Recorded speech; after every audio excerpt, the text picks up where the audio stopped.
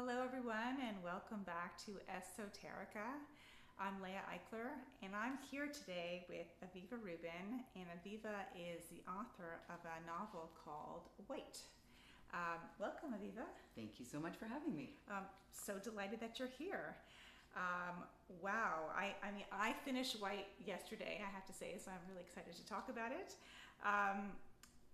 White is, you describe White to me. In a nutshell, the story. Yeah. It's the story of a young woman who grows up in a white supremacist family, and she, when she's a child, she meets a young black boy and a Jewish librarian who runs the library in her town of Goderich, and she changes her views. She comes to realize that the views of her family are hugely problematic. Right. And then she decides over time that she wants to try to fight this movement, like this white supremacist, white nationalist movement from within, with dire consequences. Mm-hmm. And I like to sort of say that her core struggle is fighting for a world that she doesn't believe that she deserves to live in. Mm-hmm. So that's kind of the story in a nutshell. She does end up in a mental facility and has to process all sorts of things that it never occurred to her that she had to make sense of. Right. I mean, there's so many things that we can talk about. They're so relevant today. I mean, there's white supremacy. There's nationalism. There is misinformation. There is things like, in your protagonist learns about the Holocaust. She learns about the Atlantic slave trade. She learns about all these things as a teenager when she grew up reading books like The Hoax of the 20th Century. Yeah. So, I mean, you need to tell me a little bit about what inspired you to write a book about a girl struggling with internalized. Her internalized view of the world that is a racist, fascist world. Yeah.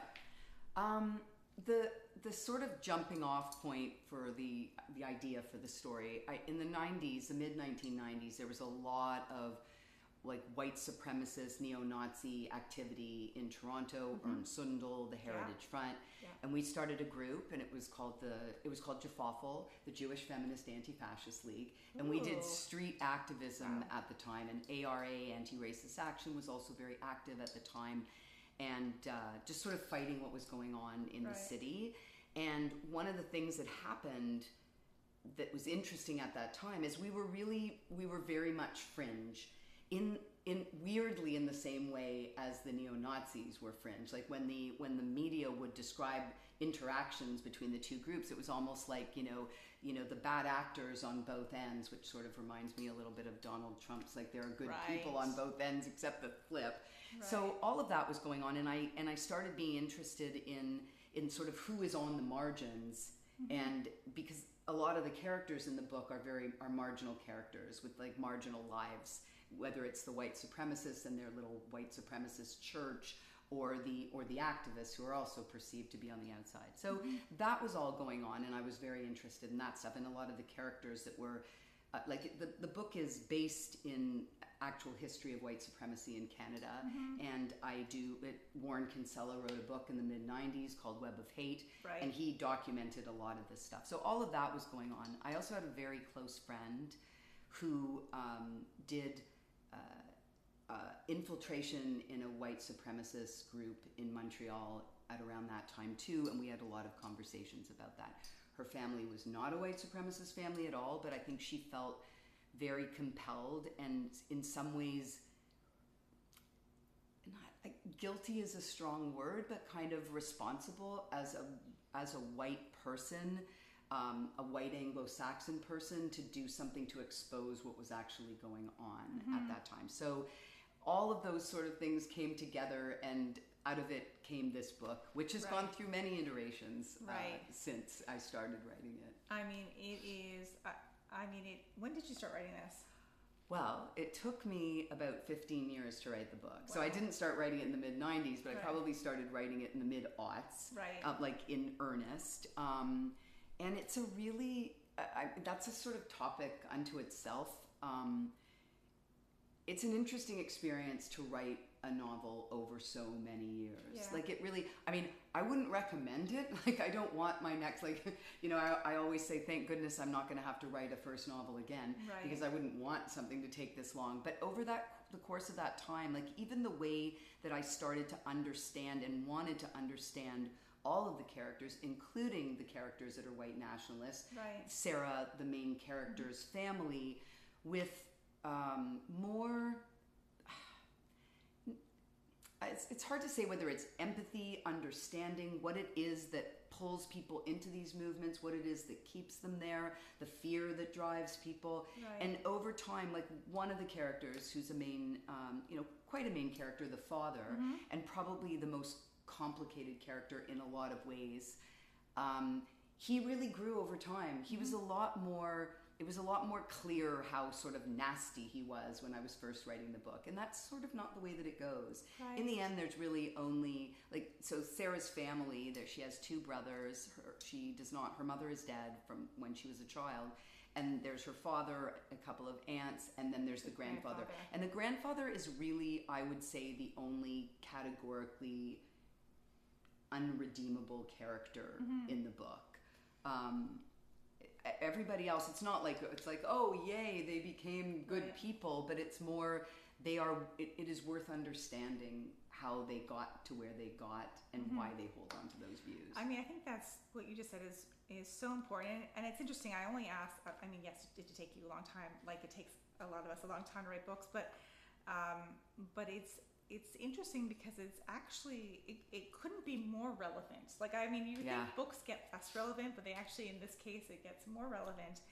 And what you said about evil, good versus evil characters and redeemable characters, I mean, I think that's what resonated with the book is we're very quick in this, social media age to kind of deem, especially with like the rise of propaganda, to deem one side evil and kind of paint them with this brush, the other side not evil, and I'm not saying that I'm not at all trying to justify fascist white supremacist behavior, but people are complicated, and it's really interesting to get to the root of the complication. It's interesting because I have said that.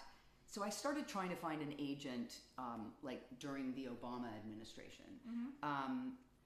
If the book had come out then, it would have been the kind of too bad, so sad, this poor white girl that grows up in this white supremacist family, boo-hoo. But we know where the world is going. We now have an African-American as the president. Anyway, we know where that story went. And so the fact is that it comes out in the minutes before Donald Trump is reelected. It lands in an entirely different world where there is just like a wholesale permission for white supremacist beliefs, for white nationalism, for white pride, which is basically like, well, you get your pride, why can't we have our pride? The gays have their pride and the blacks have their pride, and it's like all it is hate disguised as pride. So it lands in a time when, so reading it becomes a completely different experience. Like it is, and a book is constantly in dialogue with the times that it is read. It's so true. And so it's a different book. It is. I mean, it's also interesting, speaking about Obama versus Trump, is that this book is based in Canada. And I think we Canadians, we like to kind of pat ourselves on the back and say we're not Americans, but there's a lot of there's a lot of dirty stuff that happens here too. And we don't maybe talk about it enough. It's interesting because I did a book club a few months ago, and one of the fellows that was participating said, well, some of your characters, some of your white supremacist characters, like the guys that are in the cell, the Sarah's boyfriend and his kind of, and he pointed out that they're kind of buffoonish, and in a way they are. Like they go to like swastika graves and they drop the paint, and he said it seems like because it's Canadian, it's less serious, and these guys are less invested. And I disagree only in the sense that I actually think that represents most people. Like they're not hugely successful at their attempts to kind of take the world apart and have white nationalism reign. They're just kind of fumbling along, and so those are the characters. Like they're not hardcore successful white supremacists, but and they're anyway. I don't want to give too much away, but it is interesting how there is a comment made by the therapist who is the main character. The therapeutic relationship between Sarah and her therapist is the central relationship in the book about her getting involved with these mostly young men, and making them want to be better white nationalists, and how that troubles her.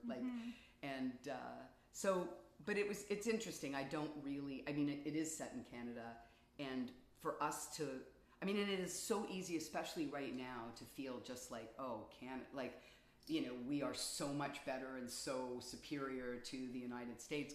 Look what's going on there, and it's not going on here. But that's a danger. It is a danger, and actually, even the whole concept of unsuccessful white supremacists. Yeah.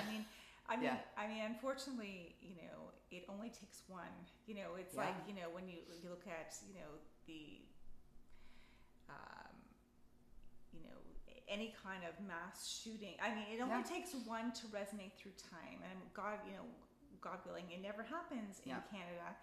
But that doesn't mean just the other day there was talk about a social media site where RCMP were talking about white supremacist things, and it's bubbling under the surface. And what I like about this book, many things I like about it, is that the nationalism bubbles. We don't even realize the white nationalism bubbles under the surface. Yeah. And it's interesting. Also I'm a sucker for books, and this is actually a book about books in some ways too. And I have an admission to make, which is I'm actually, for as long as I can remember, have been pretty much low-key obsessed with anti-Semitic literature. I have my own little stash that I keep away from the rest of the family. Right. So when you drop the names of a lot of books, which I have read extensively. Right. And it's interesting because these books are still making the rounds, right? Yeah. Well, that's the thing. I think that and this is sort of going back to the Obama versus Trump context. I think, and even at this time, the book is set in the mid-90s, and I think a lot of us who are doing this kind of activism, it was like, it's bad, but it's not really that bad. These are a fringe element. Yeah. Really, society is moving in the direction of protecting, rights and minority rights and women's rights and gay, whatever. And so this is becoming less and less relevant. And there was really no, airing those kinds of views in any kind of public context was frowned upon completely. Right. And now it's just have at it, feel free to march around with your swastika flag or saying these sorts of things. And there's actually a lot of protection for that. It and really is. It's that whole complicated thing. They were having that discussion then about freedom of speech versus hate speech, and what do you censor? My personal feeling, and it sort of comes up in the book, is if you don't let people say the things that they believe, you're not going to know who believes what. I'm on the same page. I'm curious how, as a Jewish woman, if I'm allowed to say that, how it felt to put yourself in that mindset of a white supremacist, anti-Semite family. It's such a curious thing, and I think there are numbers of people who have read the book who have said things to me I found it really hard, and I had to put it down occasionally because it was there were parts that were just too difficult and too painful and too triggering. And this is the other thing about living with these characters for such a long time and sort of coming to understand them is it got less and less difficult, and that also allowed me to try to understand what the motivation for those characters was. I think that I started off with them being a lot more categorical. It was a lot more black and white than it is right now. Mm-hmm. So, I guess, the character that I probably, when you write, you're in a lot of the characters, you're right? In a lot of there's bits of me here, there's bits of me there.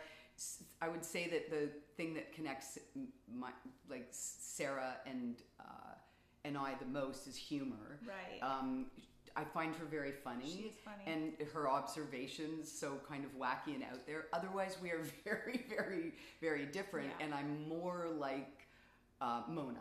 Yeah. Like that's kind of the character I can relate to. More sort of like age-wise, experience-wise. Right. And just there's some funny things in the book. Like Mona's always like surrounded by crumbs. Like she's a messy person. I'm a messy person. So like there's always like crumbs on the desk, and Sarah's like so off-put by it just because she has so many issues that go back to her own family's experience, like in what meals meant in that family and how so many of the lectures around white supremacy happened during those family meals. It's hard specifically to answer the question because I think that so much has shifted for me, or I've been pushed in so many different directions over the last year and a half, like since because of what's going on in the world. So as a Jew who has written this book, it less felt like that's a weird thing for you to write about when over the course of time that I was writing it. And it is a little bit weird. It's sort of like there's so much of like write what you know, and it's like, but I don't really know this. I had to put myself in the in the mindset of that, like that what's going on in that family. Right. I mean, I think it's interesting that you relate to the therapist, because there is a bit of like the therapist almost does narrate a little bit of the conversation like for the reader, so we understand. We're getting it's like it's as it, and that I guess that's the role of the writer. I mean, you're essentially examining these characters for us and like putting them through therapy and trying to figure out what makes them tick. But I have to say let's talk about the librarian, because there is in the book there is a Jewish librarian who's the first person to give Sarah books that contradict her worldview. And that was interesting. I mean, that was kind of a very emotional scene. Sarah has her Hoax of the 20th Century, which is kind of a classic of anti-Semitic literature, and which I thought it was hilarious actually that she carries in her backpack. And I was like, oh yeah, just like my bus reading. But she she's given all these other books, and she's taught about the Atlantic slave trade, and she's taught about slavery, and she's taught about all these things, and she kind of is that like a cathartic moment for you? Like, did you think, for me it was a catharsis. Like, what if we could just, re-educate people? Is that? I mean, I think it was more like I really love that scene. And because it's also very emotional, because she's a child, Sarah. She comes to these realizations when she's she's not a baby, but she's in her early teens, and in that moment she realizes that she has to break from her family and continue living with that family. So and what Mrs. Broder, the librarian, sort of offers as a refuge, and also a place a place of huge learning. So it's really it's a huge turning point. And also I do love that she's like that's her learning space. And the library, like originally I had like a very, very, very early on, I had this idea that it would be called The Archivist and that Sarah would become an archivist. I mean, she does move in a library direction, but that's almost like her cover. And there's that tension for her, because she there's a couple of in a lot of ways, both the therapist and Mrs. Broder are mother figures for Sarah in a world that she didn't have a mother. And I mean, she barely had any women role model figures. I mean, they start to emerge a little bit more, but and both of them are Jews. Interesting. I mean, yeah, it's true. Does now let's talk about the kind of feedback you've received. I mean, out of curiosity, has any white supremacists reached out to you about this book? No, I worried about that a little bit, and I also had asked. I checked in with Warren about using, because there's people's names are in the book, and he's like, it's not a problem. Like, they are already in the public realm, the names, and that white supremacist gathering, that Aryan Fest that she goes to, that happened. Yeah. And the people who are named were there. So that was less like I wasn't really concerned that was going to happen. I was braced for attacks based on me as a Jewish writer in this moment, in this historical moment. It really hasn't happened, but like, people have overall had, I've gotten a lot of positive feedback. Yeah, I can see that. And like, people find the book really, I mean, it's you know, it goes into a lot of depth, and for whatever reasons, people have said very positive things to me. Underlying that, though, and this is a very recent kind of realization, there is a reticence to go there. Not from individuals, like, not from like, oh, like a friend of a friend has a book club, we'd love to read your book, and I go and I join the book club, and I've done little events across southern Ontario and Ottawa and Peterborough and Guelph, and I have to do Goderich. I have to figure out how to do that. Goderich is like, the weird thing about Goderich is that I picked it because my friend who I talked about before, Wendy, the book is dedicated to her. She loved Goderich, and and she would rent a place, and we would go like just outside of Goderich. So, and I loved the idea of the Sifto salt mine. Right. I didn't, like, people were like, do you know that there's stuff going on there? And I'm like, I don't really. I mean, it's small towns. There's probably stuff. I've found out since that there actually is, like, there is white nationalist activity there specifically now, like a big sign that says White Lives Matter. Like, so It's like, okay, so I didn't misread that one. Yeah.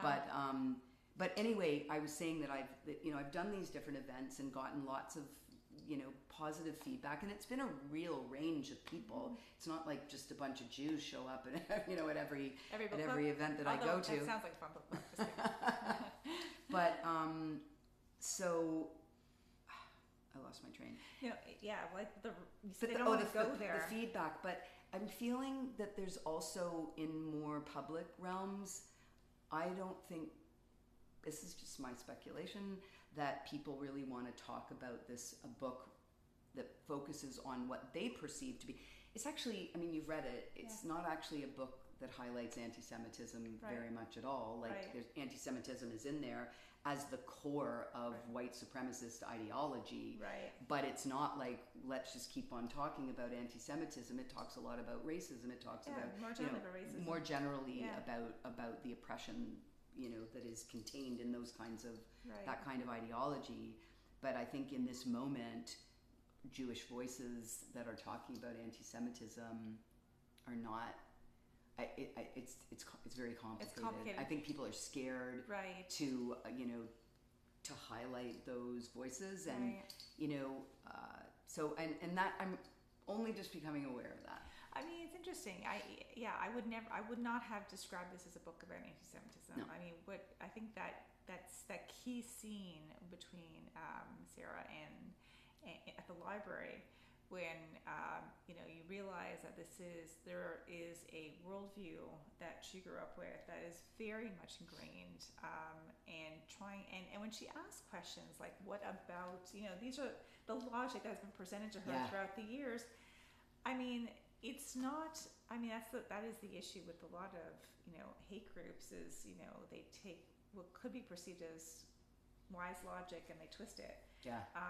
And it's not that, and I think you should highlight that. And what I like about it is, again, I'm not a big fan of painting people as good and bad. Yeah. And there's a lot of complexity. People have different worldviews because of how they were raised, and it's fascinating to get a little peek under the covers, right? And that's that is sort of my, like, where I've gone over the last year and a half. Mm-hmm.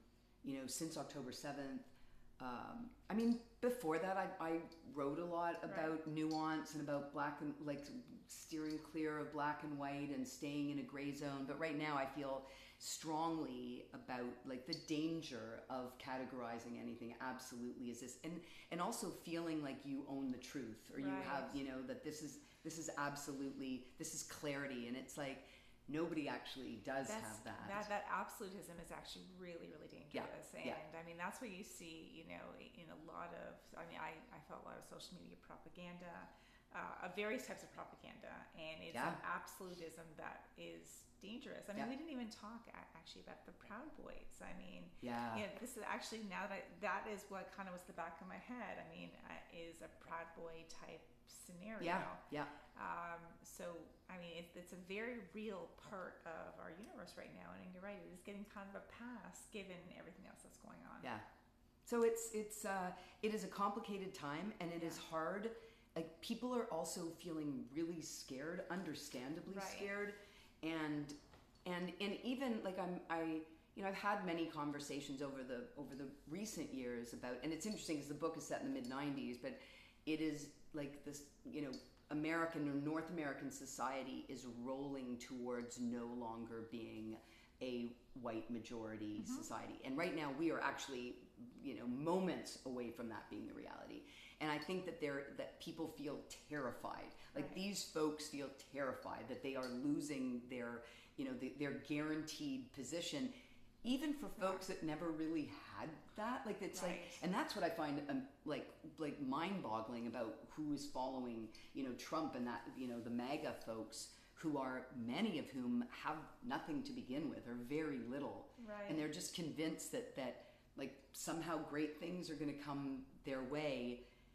And even though that's never been the reality, and they stand to lose as much as many other folks stand to lose. And well, it was like the white South Africans that were given asylum recently in the United States. I mean, there have been a few follow-up stories where I think they were quite surprised by you know, what happens next. It wasn't all like gumdrops and cherries. You know, like it wasn't like, oh, this is a fix. I mean, and I don't know, you know, individually there, you know, may have had some hardships back home. But you know, it's a stretch, I think, for a lot of us to imagine that there was some sort of genocide taking place. Well, and a lot of this stuff is notional, you know. It's like people, it's like the ideology or the thing that you fear is going to come. And I recently read and I wrote about Omar Al-Akkad's book, One Day We Will All Have Always Been Against This, which is a stunning book. And I went to his book launch, but one of the things that struck me in the book that he talks about is that that fear is a currency, and some people's fear has a lot of value and other people's fear has no value. And the things that governments are willing to do based on the fears that people have, and who has those fears, like go to war, bomb other countries, and then some people's legitimate fears of being attacked and the things that are going to happen to them are completely ignored. And I thought that was such an interesting way of kind of framing it, of framing especially what is currently going on in the United States. That's interesting. You know, in terms of, and it's all based on whooping up a huge amount of fear that somehow everything that you are entitled to you'll no longer be entitled to it, even though you were only entitled, like, you never actually got it necessarily. But it's you know, it's a book that, and it's, you know, not an easy read, and I didn't expect it to be. Like, it's sort of built around Gaza and what's going on there, but it's really about the failure of Western democracy, and the fact that we are all, in a sense, complicit. And it was, anyway. Interesting. Yeah, and interesting, I feel now, reading these things in lieu of A, this book, and B, what's going on in the world. Like, it's all like everything's up there moving around together, and like creating. And for me, one of the things that's so interesting is I feel like I've come to understand this book way better since it's been out.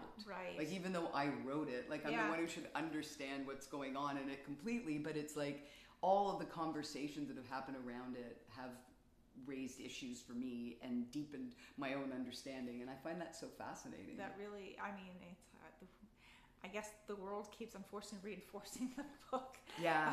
So tell me, I mean, because you mentioned a lot of your other writing and reporting. I mean, how it's. I always find it interesting when nonfiction writers and people who have done like journalistic adventures. What kind of research they bring into the book? Like, how much research did you do for this? Well, I mean, as I mentioned earlier, like Warren Kinsella really did a lot of the research, right. and one of the things that's interesting, and this is a total aside, but when I did a gig in Montreal, and the person I had a conversation with is one of the authors of a new book that came out right around the same time as mine did, called The Great White North. So it's looking at white supremacy in Canada now, which is just an entirely different landscape. Given the internet, really, I think that's what made like a sort of makes all of the difference. But so why did I go there? What did you just say? The research. Research, yeah. Right. So, I mean, I don't even know what a book about this would look like right now. But there were a few other books that I bought at the time about right. white supremacy in general, white supremacy in North America, and there wasn't a lot. Like, he really wrote the main book on white supremacy in Canada. At a time where you actually named people and you named right. events. Like this other book, like nobody is named. Like nobody wants to be identified, and everything so much is online. So right. so it's, I mean, thankfully he did a lot of that work for me, and we did a lot of research in like when I was involved with Jafafel. There were all sorts of groups, like all of the anti-choice groups, like the anti-abortion groups, the fathers' rights groups, the right. white supremacist groups. They were all people that were all mixed in all of them. Mm-hmm. Like, it's like not surprising yeah. because the movement, like the white supremacist movement, is so misogynistic mm-hmm. and so anti-woman, and it's like wants to go back to some time when women were chattel or whatever, right. know. So Tradwives. Yeah, exactly. Yeah, no, exactly. Like there's sort of a fantasy that wouldn't that be a nice way to live, like just getting taken care of. But so that sort of all, that was all the research I kind of needed in order to. I mean, so can you tell us a little bit about what you're working on now? Sure. I mean, it's interesting because I am a writer of memoir and first person essays. Like everything up until now has been that.